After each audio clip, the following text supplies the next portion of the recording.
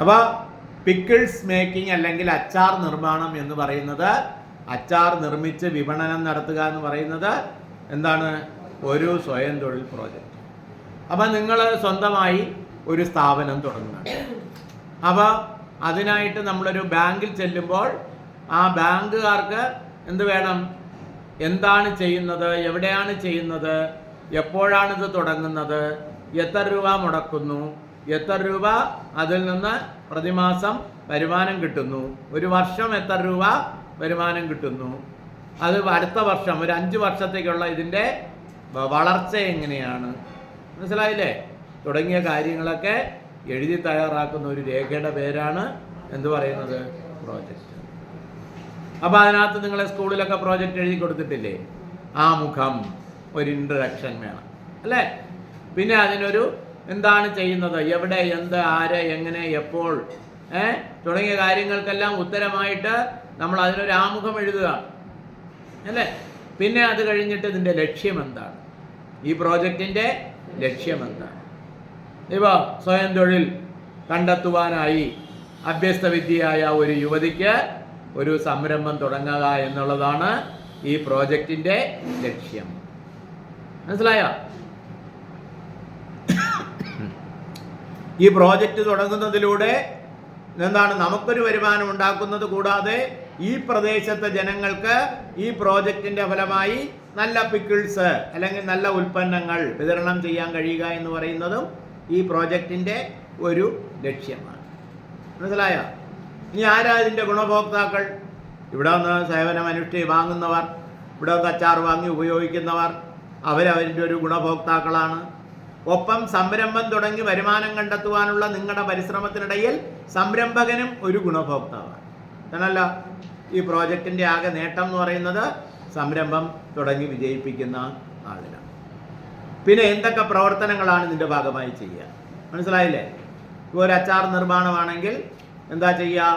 രാ മെറ്റീരിയലൊക്കെ വാങ്ങിക്കുക അല്ലേ? ഇഞ്ചി, മാങ്ങ, നാരങ്ങ, നെല്ലിക്ക തുടങ്ങിയ അച്ചാറിന് വേണ്ടുന്ന സാധനങ്ങൾ വാങ്ങി അത് സൈസ് അനുസരിച്ച് കട്ട് ചെയ്ത് വേണ്ട മസാലകളും ഒക്കെ ചേർത്ത് വിവിധ തരത്തിലുള്ള അച്ചാറുകൾ വാണിജ്യാടിസ്ഥാനത്തിൽ നിർമ്മിക്കുന്നു. 1/2 കിലോ, 1 കിലോ അല്ലെങ്കിൽ 3 കിലോ, 5 കിലോ ഇങ്ങനെയൊക്കെയുള്ള ടിന്നുകളിലാക്കി അത് ഹോൾസെയിൽ കടകൾ വഴിയോ അല്ലേ, അല്ലെങ്കിൽ റീറ്റെയിൽ കടകൾ വഴിയോ അല്ലെങ്കിൽ മേളകൾ വഴിയോ ഒക്കെ വിപണനം നടത്തുന്നു. അല്ലെങ്കിൽ door to door, house to house marketing, ഇങ്ങനെ പല മാർഗങ്ങളുണ്ട് അല്ലേ?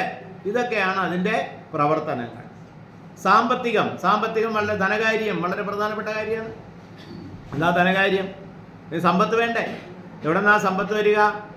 പണം. അപ്പോൾ നമുക്ക് എത്ര രൂപ മൊത്തം ചിലവ് വരും? മനസ്സിലായില്ലേ? അപ്പോൾ ഒരു കട വാടകയ്ക്ക് എടുക്കുകയാണ്, അല്ലെങ്കിൽ റൂം വാടകയ്ക്ക് എടുക്കുകയാണെങ്കിൽ അതിൻ്റെ അഡ്വാൻസ് കൊടുക്കണമല്ലോ. ഈ അഡ്വാൻസിന് ബാങ്ക് തരത്തില്ല, നമ്മുടെ കയ്യിൽ നിന്ന് തന്നെ അഡ്വാൻസ് കൊടുക്കും. മനസ്സിലായോ? എന്നിട്ടോ ഇതിന് സ്ഥിരമായി വേണ്ടി വരുന്ന സാധനങ്ങളുണ്ടല്ലോ. ഏതൊക്കെയാ? ഇപ്പോൾ അടുപ്പ്, ഗ്യാസ് കണക്ഷൻ, കൊമേഴ്സ്യലായിട്ട് പാത്രങ്ങൾ അല്ലേ, അതിൻ്റെ weighing machine, fridge, mixie, furniture, shelf, ഇങ്ങനെ സ്ഥിരമായി വേണ്ടി വരുന്നതിനെ നമുക്ക് സ്ഥിര ചെലവുകൾ എന്ന് പറയാം അല്ലേ?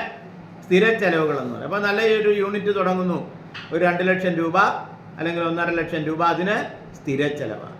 മനസ്സിലായോ? പിന്നെ അപ്പോൾ അതിന് സ്ഥിര ചെലവായിട്ട് ഒരു ഭാഗം ഉണ്ടാകും. അപ്പോൾ 1.5 ലക്ഷം രൂപ സ്ഥിര ചെലവാണ്.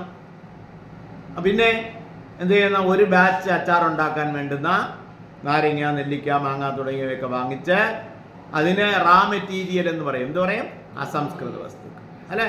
ഇതിന് വേണ്ടുന്ന റാ മെറ്റീരിയൽ വാങ്ങിച്ച് എന്നിട്ട് അച്ചാർ അല്ലെങ്കിൽ കറി പൗഡറൊക്കെ പ്രൊഡ്യൂസ് ചെയ്ത് അത് പാക്കറ്റിലാക്കി ലേബൽ ചെയ്ത് അല്ലേ, എന്നിട്ട് വിപണനത്തിന് നിങ്ങൾ കൊണ്ടുപോകുന്നു അല്ലെങ്കിൽ കൊടുത്തയക്കുന്നു അല്ലേ?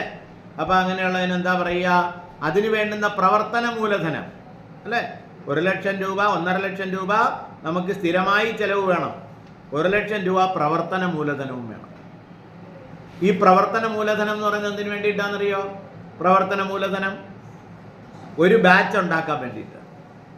ഉദാഹരണമായിട്ട് ഒരു റാ മെറ്റീരിയലൊക്കെ ഒരു 10 ദിവസം കൊണ്ട് വാങ്ങിച്ച് ഒരു 20 ദിവസം കൊണ്ട് നിങ്ങൾ അച്ചാറുണ്ടാക്കി എല്ലാം കൂടെ ഒരു 30 ദിവസം കൊണ്ട് അച്ചാറ് ഇത്ര പാക്കറ്റ്, 500 പാക്കറ്റ്, 600 പാക്കറ്റ്, 1000 പാക്കറ്റ് റെഡിയാവുന്നു, അല്ലെങ്കിൽ ബോട്ടിൽ റെഡിയാക്കുന്നു. മനസ്സിലായോ? എന്നിട്ട് അത് ക്യാഷായിട്ടും വിൽപ്പന നടത്താം. മാർക്കറ്റിങ്ങിന് പോകണമല്ലോ.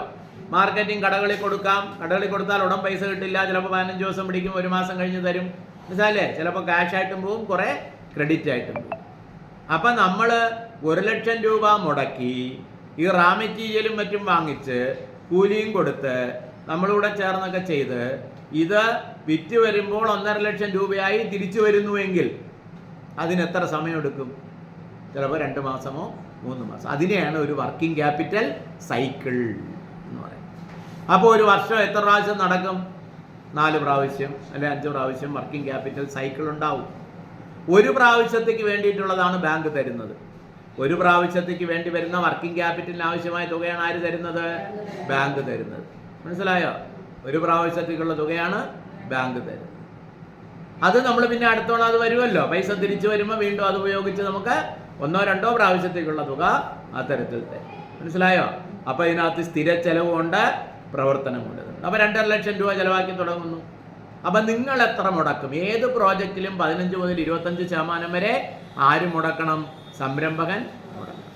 അപ്പോൾ നമ്മൾ 2.5 ലക്ഷം രൂപയുടെ പ്രോജക്റ്റ് ആണെങ്കിൽ 50,000 പ്രൊമോട്ടേഴ്സ് കോൺട്രിബ്യൂഷൻ, പ്രൊമോട്ടർ അല്ലെങ്കിൽ തുടങ്ങുന്ന ആൾ മുടക്കും 50,000. ബാക്കി 2 ലക്ഷം രൂപ നമ്മളിപ്പോൾ PMFMEയോ അത് പ്രകാരമോ മറ്റോ ബാങ്ക് ലോൺ എടുക്കും. ആ ബാങ്ക് ലോൺ എടുക്കുന്നതിൽ തന്നെ പഞ്ചായത്ത് ഏരിയ ആണെങ്കിൽ 35% സബ്സിഡി ഉണ്ട്. 2 ലക്ഷം രൂപ എടുക്കുന്നു, 70,000 രൂപ സബ്സിഡി ഉണ്ട്.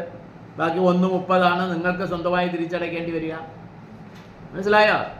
അപ്പം അങ്ങനെയൊക്കെയാണ് ഈ പ്രോജക്റ്റ്. അപ്പോൾ പണം എവിടെ നിന്ന് വരുന്നു? അപ്പോൾ നമ്മൾ എത്ര മുടക്കുന്നു? നമ്മൾ 80,000 മുടക്കുന്നു, സബ്സിഡി 70,000. അപ്പോൾ ടോട്ടൽ 2 ലക്ഷം ബാങ്ക് തരും. നിങ്ങൾ സബ്സിഡി ബാങ്കിൽ വന്ന് കിടക്കും. നിങ്ങൾ 2-3 വർഷം ഇത് കൃത്യമായി തിരിച്ചടച്ച് കഴിയുമ്പോഴാണ് നിങ്ങളുടെ യൂണിറ്റിൻ്റെ ഇൻസ്പെക്ഷനൊക്കെ നടത്തി സബ്സിഡി അക്കൗണ്ടിലേക്ക് എന്ത് ചെയ്യുന്നത്? വരവ് വയ്ക്കും. നോർമലി ഒരു 5 വർഷ കാലാവധിയൊക്കെ നമുക്ക് വയ്ക്കാൻ പറ്റും. ഇത്രയും മനസ്സിലായോ? പല പല സ്കീമുകളാണ്. PMFME പോലുള്ള സ്കീമുകൾ, PMEGP പോലുള്ള സ്കീമുകളിൽ 35% സബ്സിഡി ഉണ്ട്. എന്നാൽ നിങ്ങൾ വേറെ സ്കീമിൽ പോയാൽ ചിലപ്പോൾ കുറച്ച് സബ്സിഡി ആയിരിക്കും. പല പല സ്കീമിന് പലതരത്തിലുള്ള സബ്സിഡി. അപ്പോൾ അങ്ങനെ എൻ്റെ ധനകാര്യം പറയുക. പിന്നെ എൻ്റെ നേട്ടകോട്ട വിശകലനം, എങ്ങനെ എപ്പോഴാണ് ഇതൊക്കെ ചെയ്യുന്നത്, മാർക്കറ്റ് എന്താണ്, ഇതിൻ്റെ മാർക്കറ്റിംഗ് എങ്ങനെയാണ്. അപ്പോൾ ഇത്രയും ചെയ്ത് നമ്മൾ 2.5 ലക്ഷം രൂപ ചിലവാക്കി, 1.5 ലക്ഷം രൂപ സ്ഥിര ചെലവ്, 1 ലക്ഷം രൂപ പ്രവർത്തന മൂലധനം കൊണ്ടുവരുമ്പോൾ ഇത് തുടങ്ങിയാൽ ഒരു വർഷം എത്ര ടേൺ ഓവർ നടക്കും? 3 മാസത്തിലൊരിക്കൽ നിങ്ങൾ എത്ര രൂപയുടെ 1.5 ലക്ഷം രൂപയുടെ സാധനം വിൽക്കുമെങ്കിൽ അപ്പോൾ 4 ടേൺ ഓവർ നടക്കുമല്ലോ. അപ്പോൾ 6 ലക്ഷം രൂപയുടെ കച്ചവടം നടക്കും. മനസ്സിലായോ? അപ്പോൾ 6 ലക്ഷം രൂപയുടെ ബിസിനസ് നടക്കും. 4 ലക്ഷം രൂപ നമുക്ക് ഇതിനകത്ത് ചിലവാകും. 2 ലക്ഷം രൂപ നമുക്ക് ഇതിൽ നിന്ന് ലാഭം കിട്ടും. മനസ്സിലായോ? അപ്പോൾ എത്ര? 12.96 അല്ലേ? 2 ലക്ഷം രൂപ എന്ന് പറയുമ്പോൾ ഒരു 8,300 രൂപ ഒക്കെ ലാഭം. അപ്പോൾ 2 ലക്ഷം ആകുമ്പോഴോ എത്രയാണ് കിട്ടുക? നമ്മളിപ്പോൾ ഒരു ശരാശരി എത്ര? 6 ലക്ഷം രൂപ ചിലവ്, 2 ലക്ഷം ചിലവായി, 4 ലക്ഷം രൂപ, 6 ലക്ഷം രൂപ വരവ്, 4 ലക്ഷം രൂപ ചിലവ്, 2 ലക്ഷം രൂപ ലാഭം എന്ന് പറഞ്ഞാൽ ഒരു 8 തൊട്ടും 16 ഒന്നും 17, ഒരു 17,000 രൂപയോളം ലാഭം കിട്ടും. മനസ്സിലായോ? 17,000 രൂപ ലാഭം കിട്ടിയാലോ ബാങ്കിൽ നിന്ന് 2 ലക്ഷം രൂപ ലോൺ എടുക്കണില്ലേ? അപ്പോൾ അതൊരു 10-11% ആണെങ്കിൽ ശരാശരി 2,300 വെച്ച് അടയ്ക്കണം, 4,600 രൂപ വെച്ച് അടയ്ക്കണം. അപ്പോൾ 18,500 രൂപ കിട്ടും. 4,500 രൂപ ബാങ്കിലടയ്ക്കും. ബാക്കി 12 രൂപ, 13 രൂപ, 13,000 രൂപ നമുക്കൊരു ലാഭം. ഇങ്ങനെയുള്ള ഒരു കണക്കാണ് നമുക്ക് കൃത്യമായി ബാങ്കിന് പ്രോജക്റ്റിൻ്റെ ഭാഗമായി കൊടുക്കുന്നത്. അപ്പോൾ ബാങ്കിൽ അടയ്ക്കേണ്ടതിൻ്റെ എത്ര ഇരട്ടിയാണ് നമുക്ക് ടോട്ടൽ ലാഭം? 4,500 രൂപ അടയ്ക്കണം. ഒരു 4 ഇരട്ടിയോ 3 ഇരട്ടിയോ ഒക്കെ ടോട്ടൽ. അതിനെയാണ് ബാങ്കുകൾ പറയുന്നത് ഡെറ്റ് സർവീസ് കവറേജ് റേഷ്യോ എന്ന് പറയുന്നത്. അതായത് നിങ്ങളുടെ ഡെറ്റ്, കടം, അത് സർവീസ് ചെയ്യാനായി നിങ്ങളുണ്ടാക്കുന്ന ടോട്ടൽ ലാഭം, അതും ടോട്ടൽ ലാഭവും അടയ്ക്കുന്നതും തമ്മിലുള്ള അനുപാതത്തിനെയാണ് ഡെറ്റ് സർവീസ് കവറേജ് റേഷ്യോ. അത് 4 കൂടാൻ പാടില്ല. മനസ്സിലായില്ലേ? ഒരാൾ 50,000 രൂപ ലാഭം ഉണ്ടാക്കി, 25,000 ബാങ്കിലടച്ചു, ബാക്കി 25,000 എന്ന് പറയുമ്പോൾ ഡെറ്റ് സർവീസ് കവറേജ് റേഷ്യോ 2. ഒരാൾ 30,000 രൂപ ലാഭം ഉണ്ടാക്കി, 10,000 രൂപ ബാങ്കിലെ ലോൺ തിരിച്ചടച്ചു. അപ്പോൾ ഡെറ്റ് സർവീസ് കവറേജ് റേഷ്യോ 3. മനസ്സിലായോ? എന്നിട്ട് നമ്മളിതെല്ലാം പറയുന്നു, ഈ പ്രൊമോട്ടർക്ക് ഇതിൽ താല്പര്യം എങ്ങനെ, ഈ പ്രൊമോട്ടർക്ക് ഈ ബിസിനസ് നടത്താനുള്ള കഴിവുണ്ടോ? അപ്പം നമ്മൾ എന്ത് ചെയ്യും? നമ്മൾ അതിനകത്ത് സ്ഥാപിക്കേണ്ടത്, അപ്പം നിങ്ങൾക്ക് പറയാം ഇന്നൊരു സ്കിൽ ട്രെയിനിങ് ലഭിച്ചിട്ടുണ്ട്, അതിലൂടെ ഇത് ശാസ്ത്രീയമായി അല്ലേ അച്ചാർ നിർമ്മാണം പഠിച്ചിട്ടുണ്ട്, ITI സർട്ടിഫിക്കറ്റ് നേടിയിട്ടുണ്ട്, കഴിഞ്ഞ 5 വർഷമായി 6 വർഷമായി 3 വർഷമായി ഈ ഫീൽഡിൽ നിൽക്കുന്ന തൊഴിൽ പരിചയം ഉണ്ട്. മനസ്സിലായില്ലേ? ഇപ്പം സംരംഭകൻ ഈ സംരംഭം നടത്താൻ കോമ്പിറ്റൻ്റ് ആണ്, സംരംഭകൻ ഈ സംരംഭം നടത്താൻ കഴിവുള്ളയാളാണ്, അത് സ്ഥാപിക്കുക. അതാണ് ബാങ്കുകാർ നോക്കുന്നൊരു കാര്യം. മറ്റൊന്ന് സാങ്കേതികമായി ടെക്നിക്കലായിട്ടുള്ള കാര്യങ്ങൾ, ഇതെങ്ങനെ ഉണ്ടാക്കുന്നു, ഇതിൻ്റെ കാര്യങ്ങളെ കുറിച്ചുള്ള വിശദീകരിക്കുക, മാർക്കറ്റിംഗ് എങ്ങനെയാണ് നടക്കുക, അതെല്ലാം വിശദീകരിക്കുക. അപ്പം സാങ്കേതികമായി ഇത് നടത്താൻ കഴിയും. സാമ്പത്തികമായും ധനപരമായും ഇതിൻ്റെ കാര്യം പറയണം. ധനപരമായിട്ട് എങ്ങനെയാണ് വരവ് ചെലവ്, എത്ര രൂപ മുടക്കണമെന്നൊക്കെ പറഞ്ഞതിനാണ് ധനകാര്യ വിശകലനം. അപ്പോൾ സംരംഭകൻ്റെ കഴിവുകൾ, ധനകാര്യ വിശകലനം, പിന്നെ സാങ്കേതിക വിശകലനം, തിരിച്ചടവ് ശേഷി, ലാഭം ഉണ്ടാക്കുമെന്നുള്ള ഉറപ്പ്, കുടിശ്ശിക വരുത്തൂല്ല എന്നുള്ള ഉറപ്പ്. ബാങ്കുകളെ സംബന്ധിച്ചിടത്തോളം 3 തവണ കുടിശ്ശിക വരുത്തി കഴിഞ്ഞാൽ ആ ലോൺ തുക മുഴുവൻ കിട്ടാക്കടമായി മാറ്റണം എന്നാണ്. പിന്നെ നിങ്ങളുടെ യൂണിറ്റ് പ്രവർത്തിച്ചാലും എന്ത് ചെയ്യണം?